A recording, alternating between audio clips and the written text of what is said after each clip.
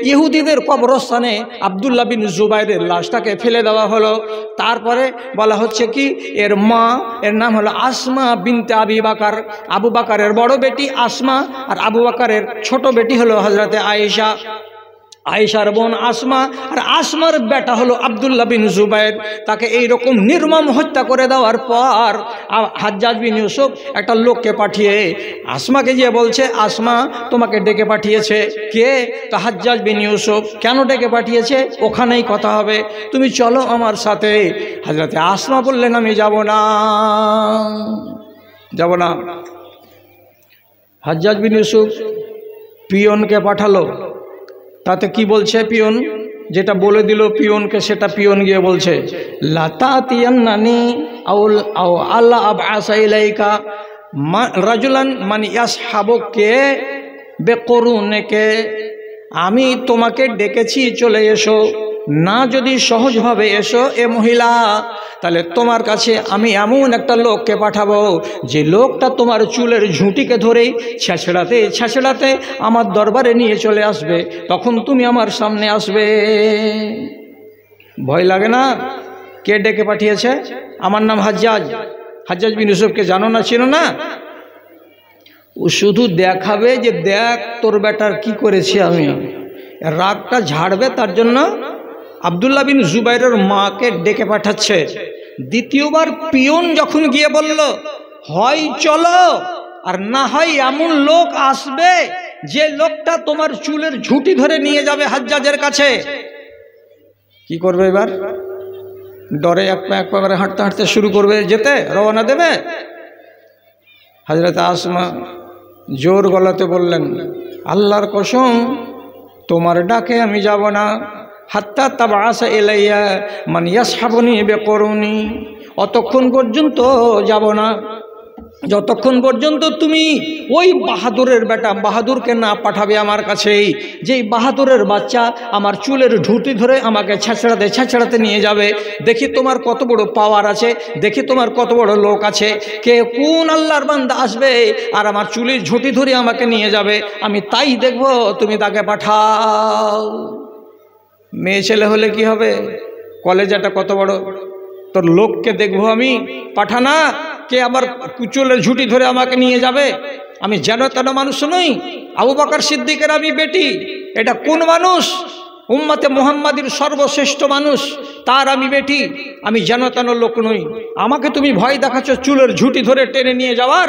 পাঠাও তোমার সেই লোকটাকে, আমি দেখবো যে কে আমার চুলের ঝুঁটিতে হাত লাগাই। হাজ্জাজ বিন ইউসুফ কাবু হয়ে যে শেষের বেলায় নিজে জুতা পায়ে দিয়ে 2-5-4 পা করে হাঁটতে হাঁটতে ওইখানে যে হাজির। আসমাকে ডাকো তো, গলিতে খাড়ো আছে, আসমাকে ডাকো। আসমা গলিতে এলেন। তারপরে ঘটনা সব জানা হলো। জিজ্ঞেস করছে, তোমার বেটার কি হাল করেছি জানো? তোমার বেটার কি হাল করেছি জানো তুমি?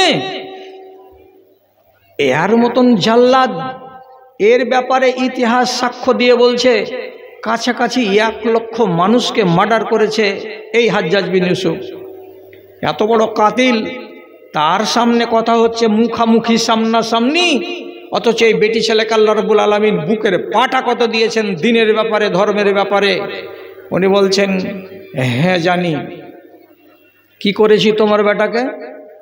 তখন আসমা বললেন, তুমি আমার বেটার দুনিয়াকে বরবাদ করে দিয়েছ, আর আমার বেটা তোমার আখিরাতকে বরবাদ করে দিয়েছে। মাথা মোটা যদি না হও তো কথাটা বুঝে নাও।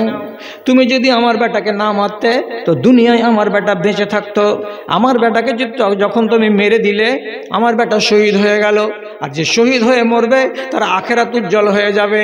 তাহলে তুমি এমন গাধার গাধা, তুমি এমন অভাগার অভাগা, আমার বাচ্চাকে বেটাকে মেরে দিয়েছো, দিয়ে আমার বাচ্চার আখিরাতের জীবনকে তুমি গড়ে দিয়েছো। তার মানে আমার বেটা শহীদ জান্নাতি, আর তুমি তোমার নিজের জাহান্নামটাকে কিনে নিয়েছো।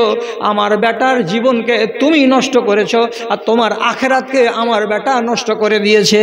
তার মানে আমার বেটাকে মেরে তুমি কোনোদিন কামিয়াব হবে না আখিরাতে।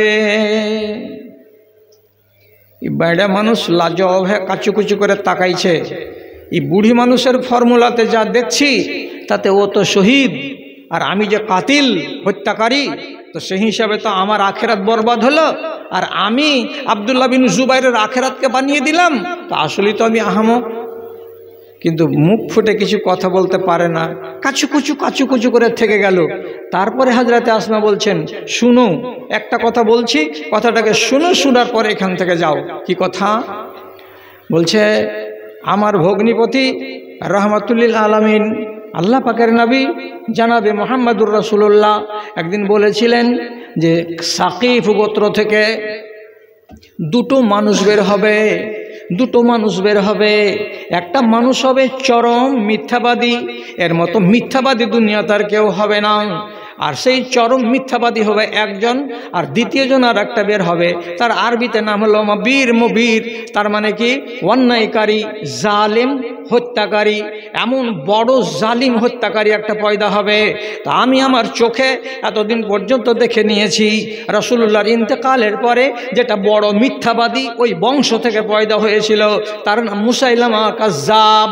ইয়ামামার মাটিতে আত্মপ্রকাশ করেছিল, সে নিজেকে নবী বলে দাবি করেছিল এবং বহু মানুষকে ফিতনায় ফেলেছিল, এবং ইয়ামামার যুদ্ধে মুসলমানদের এক ঝাঁক মার্ডার হয়ে গেছিল, শহীদ হয়ে গেছিল। এই কুলাঙ্গারের বাচ্চা মিথ্যাবাদী আত্মপ্রকাশ করার কারণে অনেক ক্ষতি হয়েছে মুসলমানদের। তো তাকে তো চোখে দেখে নিয়েছি, একই বংশের লোক মিথ্যাবাদী, কবরে চলে গেছে। আর ওই বংশ থেকে আরেকটা লোক যে পয়দা হবে, সে হবে কাতেল, সে হবে জালেম, সে হবে আততায়ী, সে হবে কুলাঙ্গার। তো ওইটা কে হবে? তো আমি মনে করি সবচাইতে বড় কুলাঙ্গার ওই বংশের তুমি, ওই লোকটা, তুমি ছাড়া আর অন্য কোনো লোক নয়। এত বড় কথা বলে দিয়ে চলে গেল গো চোখের সামনে গো, সবটি ন্যায্য কথা। আর এত বড় বড় কাটা কথা, হয়তো আমার মতো 5 ফিট উঁচা লোক আর আমার চাইতে যারা মোটা লোক, যাদের সিনা আছে 36 ইঞ্চি, তারা ওকে দেখতে গেলে হয়তো 10 বার করে হাওয়া ছাড়বে, কথা বলার সাহস পাবে না। কিন্তু একটা মেয়ে ছেলে হয়ে এমন জুরাত, এমন সাহস, এমন বুকের পাটা দেখালেন যে তার সামনে হাজ্জাজ বিন ইউসুফের একটুও খাটলো না। যে দুটা কথা উনি বললেন, কথা দুটা অক্ষরে অক্ষরে মিলে গেল।